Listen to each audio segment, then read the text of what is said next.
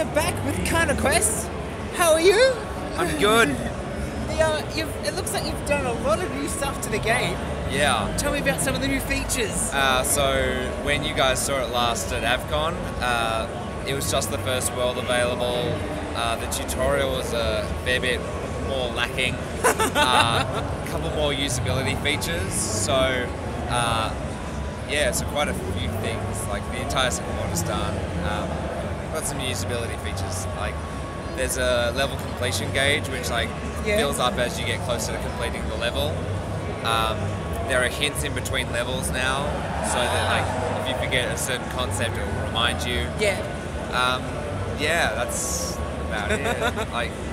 And UI, lots and lots of UI.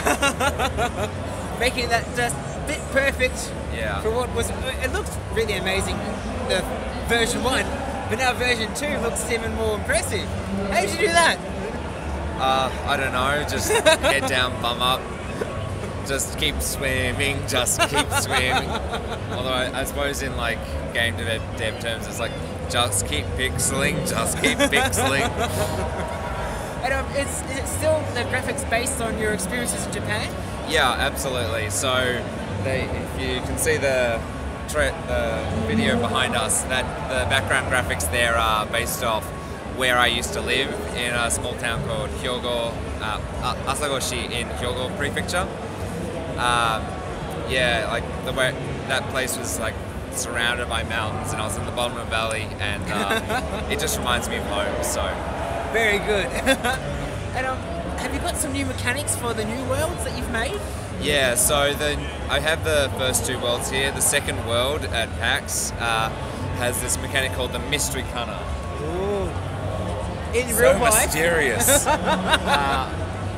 The Mystery Kana are my favorite mechanic because of the stupid disguise glasses. They just make me laugh.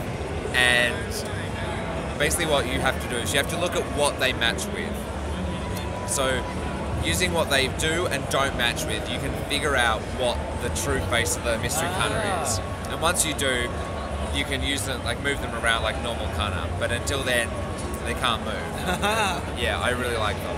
So you match the vowel at the end of the letter compared to what was surrounding it, and then maybe the consonant later on, depending on where it's landed?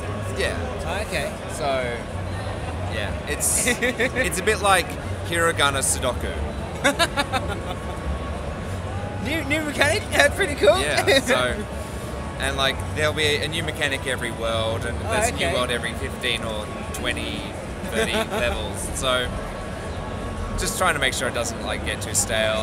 Keep the mechanics fresh, keep everything interesting. So, and have you got a release date this time, baby? Sorry, 2018. We'll see you next time when you review us back then. Yeah, absolutely. What are some of the things you're going to try to include later on in the next world? So are they sort of close secrets? Well, no, I can talk about the mechanics for the third world. The third world is going to have one-directional tiles. Okay. So they're going to behave like normal Kana, except they can only move in one direction. Okay. So it's going to change the way in which you have to solve puzzles, because you have to think about where you need to move a tile, and it can only move in a specific way.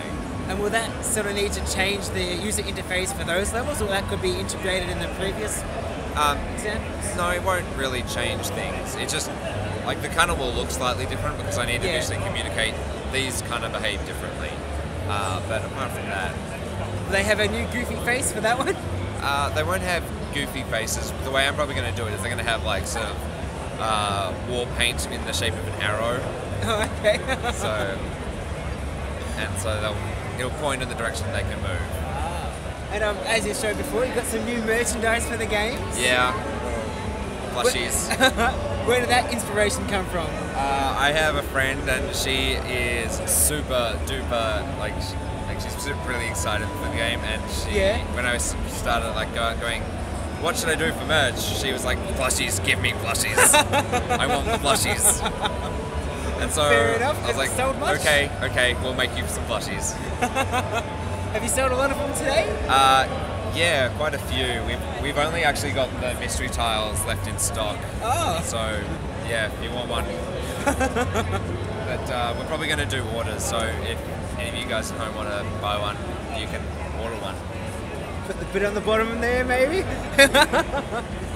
Thanks for having a chat to us. So is there anything else you want to say about the game, or is it some future things that we should look out for? I don't know what else to say. I mean, thanks for watching. I hope you guys are interested, and it's thanks going for to chatting be to me. as many platforms as possible? As many as I can get them on. So, Android, iOS, Windows Phone, Steam, Mac, Linux. Look, it's built in Unity. I can put it anywhere I want to put it, even though I don't know what I'm doing in terms of code. So, well, practice makes perfect. Yeah, precisely. Thanks for having a chat to us again. And no, thanks the for having game me. still looks really amazing and very picturesque. Thank you. Yeah, thanks very much. Next time.